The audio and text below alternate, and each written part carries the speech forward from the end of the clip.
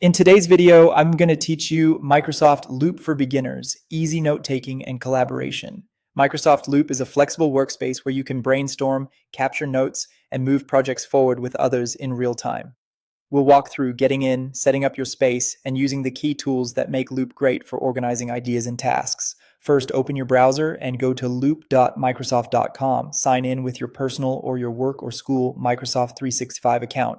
Using the same account you use for other Microsoft apps helps keep everything connected so your content is easy to find later. Once you're signed in, you'll land on the Loop home screen with your workspaces and recent content. Next, create a workspace.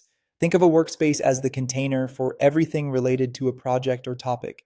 Your pages, links, files, and components all live here. Give it a clear name so it's easy to recognize at a glance, and consider a short description so anyone who opens it understands the purpose immediately.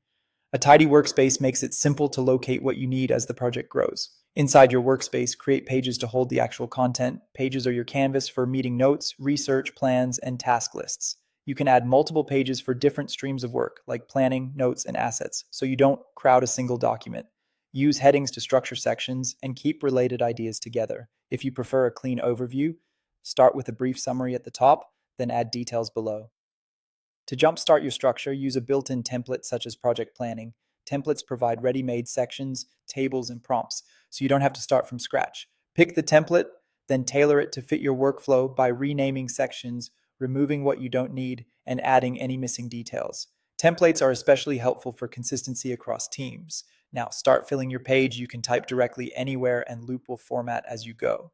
For faster building, press the / key to open the insert menu. From here, you can add tables to organize information, checklists to track simple to-dos, images to provide visual context, and tasks that you can assign to people. So ownership is clear.